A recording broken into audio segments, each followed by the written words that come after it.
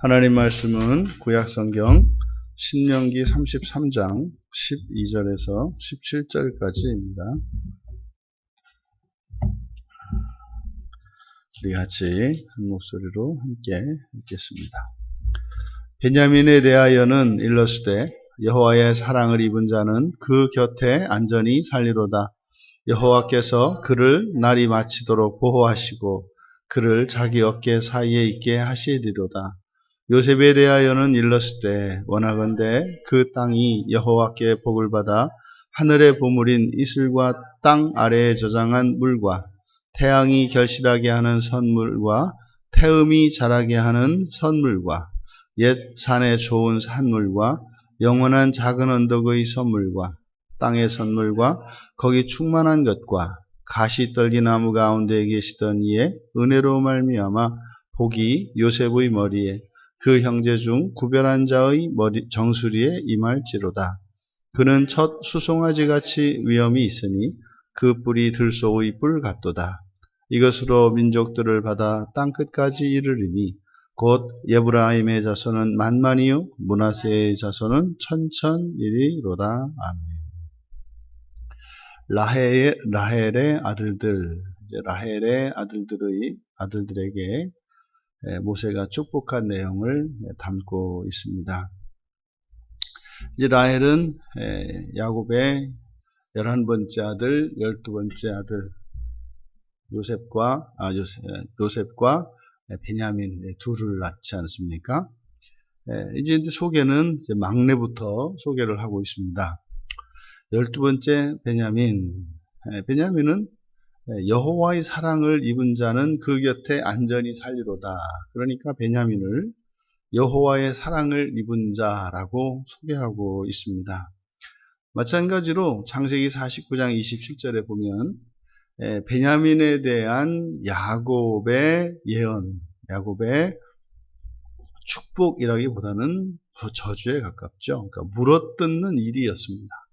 물어뜯는 일이. 그래서 이 베냐민 지파의 그 공격성에 대해서 이야기를 하고 있는데, 물어뜯는 일이었던 베냐민이 여호와께 사랑을 입은 자가 돼요. 그러니까 지금 창세기에서 그리고 애굽에서 이스라엘 야곱의 12자손들에 대한 성경의 그 설명이 이제 광야를 마치고 가나안 땅을 들어가기 직전에 그들에 대한 축복의 내용이 이렇게 바뀌는 것을 볼 수 있습니다.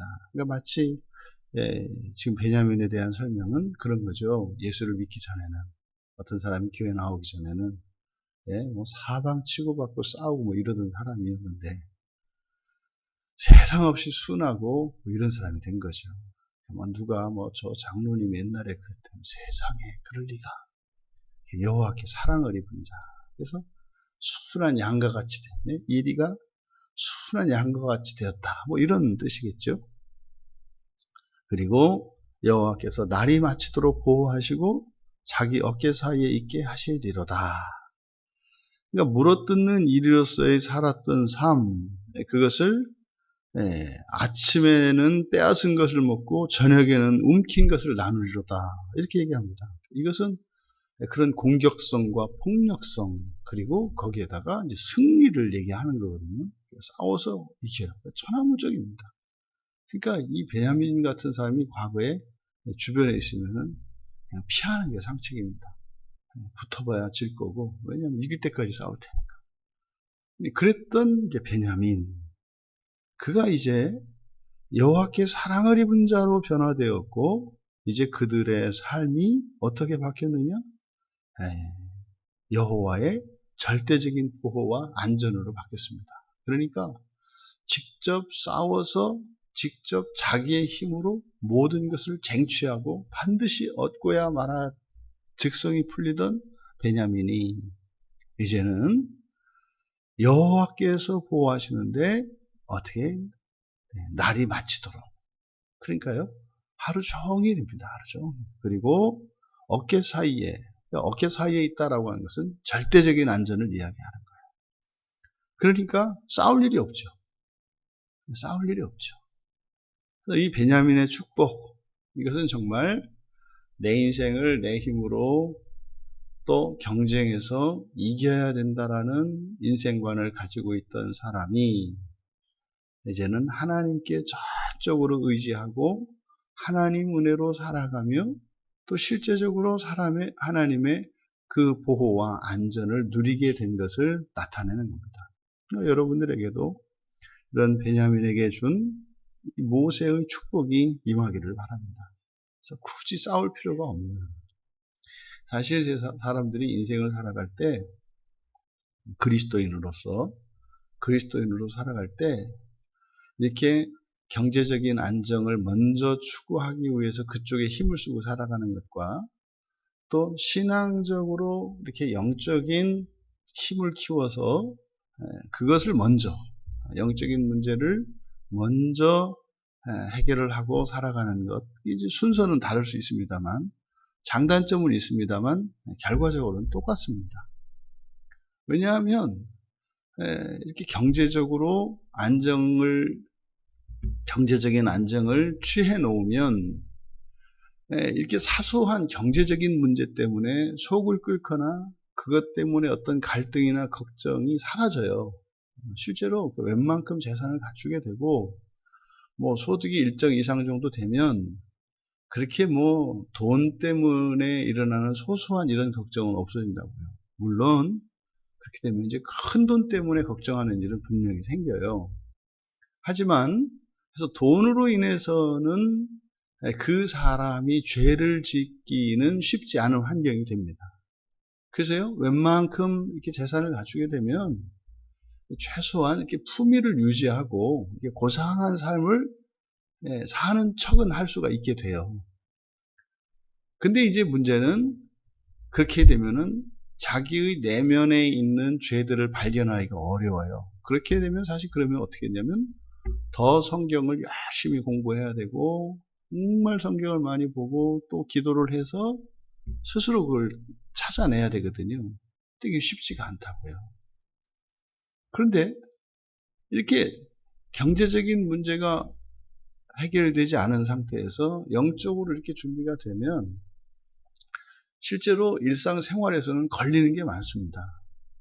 그러니까 다른 사람들은 걱정할 필요도 없는 걸 가지고 걱정해야 되고 다른 사람들은 어떤 좀 경제적으로 넉넉한 사람들은 전혀 문제가 되지 않는 것들이 사사건건 다 문제가 되거든요. 그러니까 일상생활 속에서 자신 안에 감추어졌던 죄들이 많이 발견됩니다. 자주 발견됩니다. 그럼 과연 어떤 삶이 더 나은 삶이냐라고 했을 때 우리는 무조건 후자입니다. 죄를 많이 발견하고 이것을 해결하는 게 훨씬 더 나은 인생이라고요. 그러니까 이 세상을 살아가는 것을 기준으로 보면 이런저런 문제나 걱정거리 없이 살아가는 것이 행복하다고 여겨져요. 행복하죠.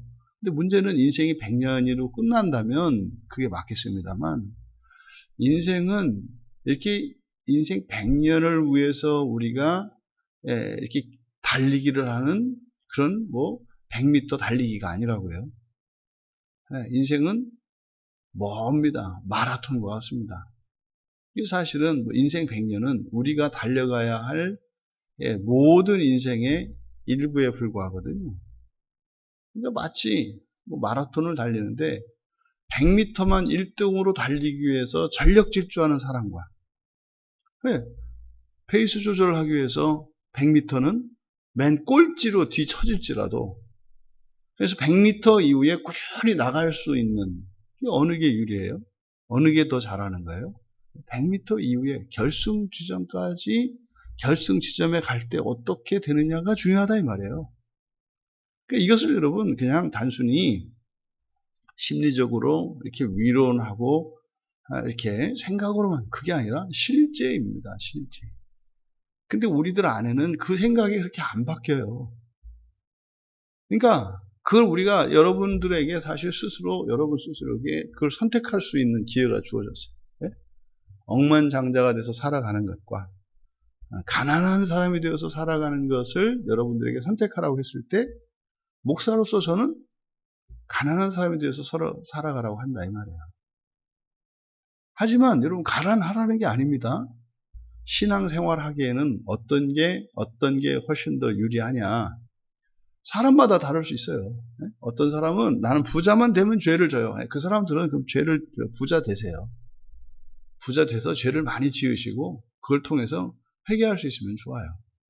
근데 일반적으로 보면 그렇다 이 말이죠. 그래서 우리는 어쨌든 두세 개에 걸쳐 있기 때문에 그럼 뭐 완전히 가난하고 이렇게 살아서 그럼 꼭 그렇게 정말 그 종말의 그 첫째 부활을 위해서 인생을 그렇게 살아야 되겠습니까? 예, 종말에 가면은 본인이 그런 판단을 내릴 거라고요. 차라리 그럴 바에는 내가 살아서 정말 고생을 하고 뭐 이런저런 거 다 걸리고 그래서 아주 내 안에 있는 죄들이 탈탈 털릴 수 있는 그리고 그걸 다 회개할 수 있는 그런 삶이 좋았다라고 누구나 다 결론을 내릴 거라고요. 근데 문제는 지금 우리가 종말에 가 있지 않고 현재에 있기 때문에 우리는 자꾸 되면 이 둘을 섞으려고 한다는 말이죠. 그러니까 뭐 잘 살고 회개할 수 있게 해주세요. 그게 안 된다고요. 그걸 잊으시면 안 돼요. 이 세상의 편함을 추구하게 되면 그 편함의 대가는 죄를 은폐시켜 주는 거예요. 편함을 추구하면 반드시 죄는 그 밑에 숨게 돼 있습니다. 근데 그 문제는 그럼 사는 동안 그게 안 드러나면은 되는 거냐? 그게 아니라니까요. 낱낱이 그냥 다 털어서 드러내는 일이 있다 이 말이에요. 그래서 그러면은 부자가 되면 안 됩니까? 그 얘기가 아니잖아요. 그죠? 부자가 되더라도 그런 재물과 경제적인 이 풍요로 인해서 자신의 내면과 내면이 감추어지는 이런 환경을 만들어서는 안 된다. 그래서요, 알아서 가난에 처해야 되는 거예요. 그럴 때는. 그것을 가지고 섬기고. 그러니까 돈이 없더라면 할 수 없었던 일들을 돈이 있기 때문에 함으로써 가난한 자리로 스스로 처하는 거죠. 뭐 예수님께서는 다 팔아서 남 주어라. 이렇게 말씀하실 정도였지 않습니까? 그럼 다 팔아서 남 주라는 게 뭐예요? 때 되면 선교지에도 가고 또 어려운 사람들 구제도 하고 이렇게 하라는 거죠. 왜요? 도와주다 보면 화날 일이 생겨요. 적반하장인 일들이 막 생기거든요. 누가 도와주고 누가 도움을 받는 놈인지 나중에 보면 이게 헷갈리게 되거든요. 그래서 그런 자리에 가보면 평소에는 발견할 수 없었던 그런 것들을 발견을 해요. 그게 이제 가진 재산을 팔아서 남 주는 거죠. 우리가 이 세상을 살아가는 가장 중요한 목적, 그것은 우리의 죄의 문제를 해결하는 것임을 여러분들이 기억하시고 또 그러함에도 이 세상을 살아가면서도 정말 하나님께서 행복한 삶을 하길 원하시고 또 사실은 어려운 사람들을 도와주고 살려내는 일을 하기를 바라시죠. 이 두 가지가 어느 것도 양보될 수 없습니다만 우선적인 것은 보다 여러분의 안전이에요. 여러분의 안전, 이것이 하나님께는 최고의 관심사입니다. 그래서 이 베냐민이 누린, 베냐민에게 주어진 이 축복이 여러분들의 삶 속에 정말 물질적인 복도 받으시고 그리고 영적인 복도 받으시고 그런 초월적인 복도 받으시고 다 받으시길 바라요. 하지만 그것이 우리들로 하여금 죄에 둔감하게 하거나 우리가 하나님 나라를 잊어버리고 이 세상에 우리의 마음이 완전히 매여버리는 이런 일들이 일어나지 않기를 바랍니다. 그리고 이제 요셉에 대하여 축복의 내용들, 이제 초점이 요셉입니다. 요셉에 대한 이 축복의 내용들을 보면 뭐 엄청나지 않습니까? 이 요셉에게 내려진 이 축복, 먼저 여호와께서 그 땅에 복을 주신. 여러분, 아담과 하와가 죄를 졌을 때 가장 먼저 일어났던 그 하나님으로부터 내려졌던 저주, 이걸 여러분들이 염두에 두셔야 된다고 했어요. 예수를 믿고 구원받았다. 여러분 예수를 믿으면 구원을 받습니다. 그러면 그 구원은 종말론적인 구원이 있습니다. 예수를 믿음으로 여러분들은 영원한 지옥에 갈 일은 없습니다. 지옥에서 영원히 있을 수가 없어요. 어떤 짓을 해도 예수를 믿은 사람은, 일단 한번 예수를 믿은 사람은 어떤 짓을 해도, 별의별 짓을 해도, 그 어떤 세력이 온 힘을 다해도, 사단마귀가 아무리 힘을 다하고 거기에 완전히 붙잡혀서 평생을 살아간다 할지라도 영원한 지옥에 가두지는 못해요. 왜요? 믿음이 우리를 살리기 때문에. 무슨 틀림이 없습니다. 그래서 예수를 믿었을 때 일어나는 절대적이고 불변한 그리고 확실한 그 구원은 새하늘과 새 땅에서 일어납니다. 그러니까 예수를 믿는 순간 끝이 결정이 돼요. 절대적인 구원으로 끝이. 그러니까 우리가 흔히 말해서 예수를 한번 믿으면 구원받는다. 이게 종말의 구원이에요. 근데 그 다음에 이제 우리들이 이루어가는 구원이 있죠. 그럼 그 구원이 안쪽으로 와서 우리의 현재까지 옵니다. 그러면 그때 에덴 동산에서 아담과 하와가 죄를 지었을 때 하와에게 그리고 아담에게 그리고 땅에게 내려진 저주가 있어요. 이것이 풀리는 겁니다. 이것이. 그래서 가장 중요하고 기본적인 것이 사실은 이 땅에 대한 저주가 풀리는 거예요. 땅에 대한 저주가 풀리지 않으면 뭐 되는 게 없습니다. 죽어라고 해도 안 되고 죽어라고 하면 더 안 돼요. 차라리 내비두면은 그냥 잡초나는데 죽어라고 하는데 엉겅퀴가 나나. 뭐 이런 일이 일어난다 이 말이에요. 그래서 근본적으로 그 토대가 땅의 저주가 풀려야 돼요. 근데 이 요셉에 대한 축복의 첫 번째, 그 땅에 복을 주신대요. 예수를 믿는 그리스도인들의 그 땅에, 그 터전에 모든 저주가 사라지고 복이 임하기를 바랍니다. 그래서 여러분들의 삶 속에는 정말 뿌린 대로 거둘 수 있는, 그리고 심은 대로 거둘 수 있는 그런 인생을 살아갈 수 있게 되기를 바라요. 그러니까 믿음 안에서 그 축복이 여러분들에게 임해야 합니다. 그리고 두 번째로 하늘의 보물인 이슬, 땅 아래 저장한 물 이렇게 되어 있습니다만 요거는 이제 창세기 49장 25절에 요셉에 대한 축복의 내용을 보면 하늘의 복과 아래로 깊은 샘의 복 이렇게 되어 있거든요. 그러니까 이것이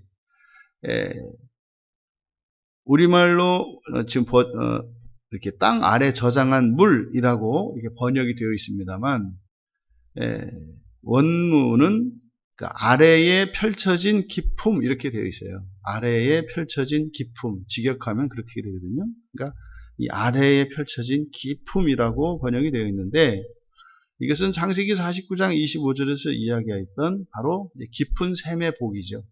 그래서 이 내용을 창세기 49장 25절의 말씀을 이렇게 이야기한 것이다. 그래서 땅 아래 저장한 물을 70인역에서는 시면으로부터 솟아나는 샘 이렇게 번역을 하고 있어요. 시면으로부터 벗어나는 샘. 그러니까 이것은 여전히 야곱의 축복이 계승되고 있다는 것을 말하는 겁니다. 그리고 이 요셉의 축복의 핵심이 되는 단어가 지금 우리말 성경에는 13절에 보물 그리고 14절에 결실 그리고 15절에 좋은 산물 그리고 16절에 선물 15절에 선물 15절에 보면은 옛산의 좋은 산물과 영원한 작은 언덕의 선물 이렇게 되어 있지 않습니까? 그러니까 뒤에 나오는 선물 그리고 16절에서도 땅의 선물 할 때 요 선물 이게 다 같은 단어인데 이게 요셉에 내린 축복의 가장 핵심적인 키워드입니다. 그러면 13절에서 하늘의 보물인 이슬 이렇게 이야기했잖아요. 하늘의 보물인 이슬. 그러니까 하늘과 땅과 이 세상에 있는 모든 좋은 것들 뭐 이런 의미거든요. 그러면 그 13절에 있는 하늘의 보물인 그 이슬, 하늘에 있는 것, 그리고 이제 14절에 가면 태양이 결실하게 하는 선물. 그러니까 해와 달로부터, 이제 태음이 달이죠. 해와 달로부터 맺어지는 귀한 좋은 것들, 뭐 이렇게 이야기를 할 수가 있는 겁니다. 그리고 옛 산의 좋은 산물과 영원한 작은 언덕의 선물, 이것은 여기엔 지금 대조법이 쓰이고 있는데 옛 산과 영원한 작은 언덕이 대조가 되고, 그리고 좋은 산물과 선물이 대조가 되고 있어요. 그러니까 옛 산은 크죠. 뭐가 좀 있어 보입니다. 큰 산입니다. 그런데 작은 언덕과 대조되는데 작은 언덕은 영원한 작은 언덕이에요. 그러니까 마치 구약에 주어졌던 이런 복과 하나님의 은혜에 대한 기대, 그러니까 많은 재물, 큰 집 이런 것이 구약적이죠. 이것이 이제 옛 산입니다. 근데 신약의 교회는 작은 언덕과 같아요. 근데 이것은 어떤 거다? 영원한 작은 언덕. 그러니까 구약에 있는 복과 신약의 복 이렇게 이해가 할 수가 있고, 물질적인 복과 영원한 복 이렇게 이해할 수가 있는 겁니다. 그런데 여기서는 이 두 대조를 통해서 사실은 뒤에 있는 영원한 작은 언덕의 선물을 더 큰 가치를 두고 있죠. 이게 이제 처음에 여러분들에게 드렸던 선택인 거죠. 이 세상을 사는 동안 부족함 없이 부자로 살고 권세 있게 살고 잘 사는 거죠. 이게 옛 산의 좋은 산물입니다. 이것이 구약에 약속된 물질적인 복들이죠. 그런데 신약에서 약속되어진 복들은 작은 언덕과 같아요. 이런 물질적인 복이나 이것은 훨씬 못한 것처럼 보여요.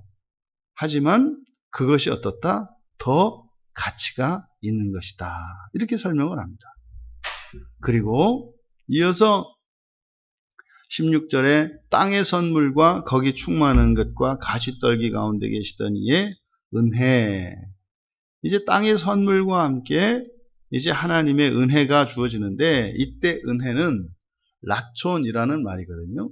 라촌. 그래서 우리들이 일반적으로 사용하는 은혜가 아니고, 여기에서 이 모세를 부르셨던 떨기나무 가운데에서 나타났던 그 여호와의 사자가 모세에게 보여주었던 그러니까 은혜라기보다는 호의입니다. 호의.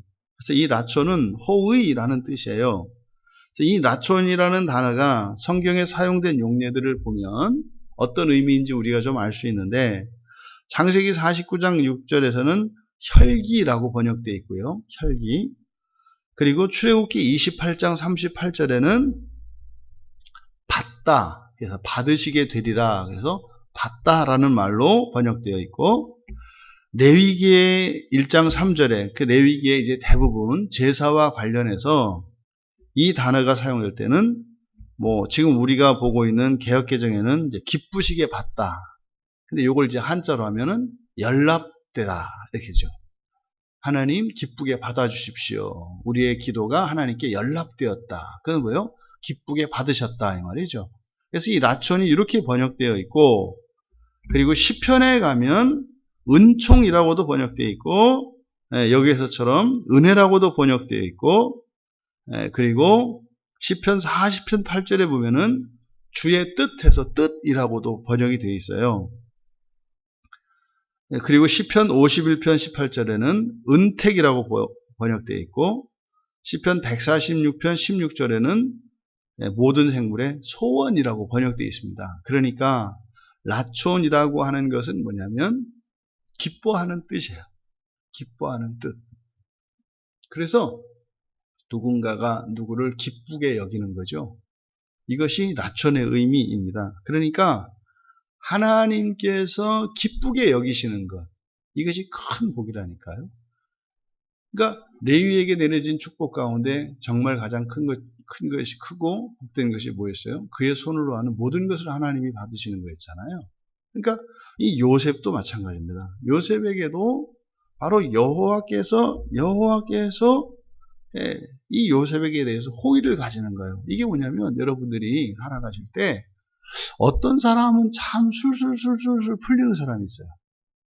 좀 잘못하는데도 이렇게 되는 사람이 있고, 어떤 사람은 열심히 잘 하는데도, 신앙적으로 말이에요, 하는데도 안 되는 사람들이 있어요. 그러면 그냥 이렇게 조금 덜 모자라고 그런데도 돼요. 이게 이제 뭐냐면 하나님의 호의를 받는 사람들이 그래요. 그러니까 무슨 말이냐면 어떤 사람에게 미움을 받아요. 이렇게 미움을 받는데, 미움을 받는 사람에게 혜택을 누리는 일들이 일어나요. 그게 보면은 그 사람에게 그렇게 뭐 도와주거나 이렇게 할 일이 없어. 평소의 관계를 보면 미워하는 사람이야. 근데 실제의 삶 속에서는 그런 일이 일어나요. 그러니까 그것은 사람의 호의를, 그러니까 사람의 마음에 들면 그 사람이 마음에 드는 사람에게는 잘 해주잖아요. 그런데 마음에 들지 않고 미워하는 사람이라 하더라도 하나님께서 그 사람을 기뻐하시면은요, 원수도 그 사람을 도와주는 일이 있어요. 그러니까 여러분, 사람을 두려워하실 게 아니라 사람 마음에 들기 위해서 살 것이 아니라 누구 마음에 들게 살아라? 하나님 마음에 들게 살아라. 그러면은요, 여러분을 미워하는 사람도 미워하면서 도와줘요. 자기가 왜 돕는지를 몰라요. 그때 왜 그래요? 정신 나가는 거예요. 하나님이 정신을 빼셔서 그냥 하고 나는 거죠. 그럼 내가 그렇게 싫어하고 미워하는 사람인데 나한테 고맙다네? 그 말을 들으면서 이제 화가 나죠. 내가 저걸 왜 도와줬지? 이게 하나님의 호의를 받는 사람들의 삶이에요. 그러니까요, 요셉의 삶이 어떻겠습니까? 사람을 두려워하지 않겠죠. 사람을 두려워하잖아요. 왜? 나를 미워하든 뭐하든 그 사람들이 내 원수가 되지 않아. 살 때는 그런 것 같은데, 어떤 때는 그런 것 같은데, 항상 위기 때나 필요한 때가 되면 뭐 세상이 다 도와주는 이런 일들이 있어요. 이게 뭐다? 하나님의 호의를 받는 사람들이 살아가는 삶이에요. 그러면요, 사람을 눈치 보고 사람을 걱정하는 이런 일들이 사라지죠. 그러면 정말 하나님만 바라보며 살아갈 수 있게 됩니다. 그리고 6번째로 그의 형제 중 구별한 자의 정수리에 임하리로다. 이제 16절 하반절에 있는 것인데, 요셉을 형제 중에 구별한 자라고 하고 있잖아요. 형제 중에 구별한 자라고 하는 이것이 무슨 말이겠습니까? 루벤의 장자권이 셋으로 나뉩니다. 그렇죠? 이게 유다와 그리고 레위 그리고 요셉, 요 세 명에게 장자권이 나뉘어요. 그러니까 바로 이 요셉도 그 장자권을 계승한 것을 나타내는 겁니다. 그것을 형제 중에 구별한 자라고 이야기를 한 거죠. 그러니까 요셉이 장자권의 계승자임을 밝히는 겁니다. 그것을 또 이제 한 번 더 강조하기 위해서 17절에서 설명하는 거죠. 그래서 숫송아지인데 첫 숫송아지 이렇게 얘기합니다. 첫 숫송아지 같이 위엄이 있으니, 여러분들이 소의 세계를 아시면 뭐 동물들이 다 마찬가지죠. 모든 동물들은 서열이 있습니다. 정확한 서열이 있어요. 이거는 어겨지지 않습니다. 밥을 딱 주면 서열별로 와서 드시고 가시면 다음번이 자십니다. 이게 서열이 딱 정해져 있어요. 그래서 여기서 이제 첫 송아지를 이야기한 거, 소는요, 힘의 상징이지 않습니까? 절대로 첫 송아지보다 밥숟가락 먼저 드는 버릇없는 송아지는 없습니다. 그렇게 했다가는 한번 뿔에 받쳐서 된통 당합니다. 그러니까 지금 여기서 요셉을 첫 송아지에 비교하여 그 위엄을 설명하고 있는데, 이 위엄은 하다르거든요. 하다르라고 하는 이 말은 흔히 영광이라는 말과 함께 쓰이는 단어예요. 이게 그래서 구약 성경에 존귀라는 말입니다. 존귀. 그러니까 영광과 존귀라고 하는 것이 짝으로 붙어서 나오는데, 영광은 존재에 관한 것이고 존귀라고 하는 것은 그 존재에서 나오는 광채라고 보시면 돼요. 효과라고 보시면 돼요. 그러니까 사람들이 왜 어떤 그 높은 지위나 이런 자리를 차지하려고 해요? 예를 들어서 대통령, 그러면 대통령의 영광이 있죠. 그 신분이 있잖아요. 대통령이 되면. 그러면 대통령이 되면 그 사람에게 뒤따라오는 여러 가지 예우들과 이런 것들이 있어요. 주어지는 권력이랄지 재산이랄지 뭐 이런 게 있지 않습니까? 이게 존귀입니다. 그래서 영광은 존귀와 붙어 있어요. 근데 이 존귀는 영광에 부수적으로 따라오는 거죠. 근데 이것은 떨어지지 않는 거죠. 그러니까 이제 사람들이 뭐예요? 영광이 없는 존귀를 누리려고 해요. 이게 뭐가 되겠어요? 이게 이제 범죄가 되는 거예요. 범죄. 그러니까 대통령이 아닌데 대통령의 권력과 그 부와 이걸 누리는 사람이 있어. 이 사람들을 뭐라고 그래요? 밤의 황제라고 하죠. 그러니까 왕이 누리는 것 같은 걸 누리긴 누리는데 왕은 아니야. 왜요? 불법적으로 하니까. 그래서 이 영광과 존귀는 같이 붙어 있는 것이다. 그래서 요셉에게는 바로 그 장자가 누릴 수 있는 장자의 영광과 그 권위를 누리게 될 것이다 라는 것을 우리가 알 수 있고, 근데 원래는 11번째 아들이잖아요.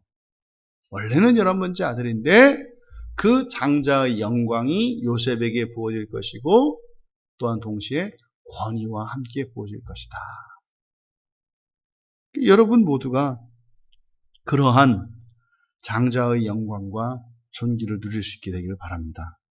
그리고 7번째에 민족들을 받아 땅끝까지 이르게 할 위엄. 이제 이 존귀에 대해서 설명하는 것인데 어떻게요? 바로 이 존귀, 영광과 존귀가 주어지는 그 목적이 바로 모든 민족들을 그리스도께로 돌아오게 하는 선교적 사명을 이야기하는 겁니다. 그리고 그의 자손들에 대한 복이죠. 에브라임과 므낫세, 만만천천이라고 하는 에브라임과 므낫세의 그 자손들의 번영에 대한 축복이 주어지고 있습니다. 라헬의 두 아들인 베냐민과 요셉에게 주어진 이 축복이 여러분에게 온전히 임하기를 바랍니다. 그리고 이것은요, 여러분이 누릴 수가 있는 것입니다. 여러분들이 구할 수 있는 것입니다. 그래서 여기에 주어진 이 축복을 기도 제목 삼으시고 또 그것에 부합한 자들로 그 영광을 위해서 살아가시는 우리 모두 되시기를 주님의 이름으로 축원합니다.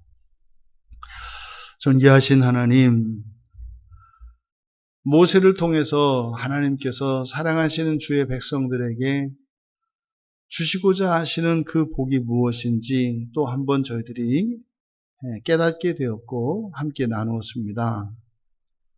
이 세상을 살아가는 동안 저희들을 위하여 예배하신 이 복이 얼마나 영광스럽고 존귀한 것인지 또한 저희들이 오늘 말씀을 통해 깨닫게 되었습니다. 저희들의 힘으로가 아니라 하나님께서 주시는 복으로 살아가게 하옵소서. 저희들에게 주신 힘을 하나님을 사랑하고 하나님의 말씀을 위하여 살게 하시고 이 세상을 살아갈 때에 저희들은 하나님의 복을 누리며 살게 하시고 그것이 이 세상뿐만 아니라 영원한 나라에 이르기까지 그렇게 하나님의 복으로 살아가는 복된 주의 자녀들 다 되게 하옵소서. 감사하며 예수님의 이름으로 기도하옵나이다.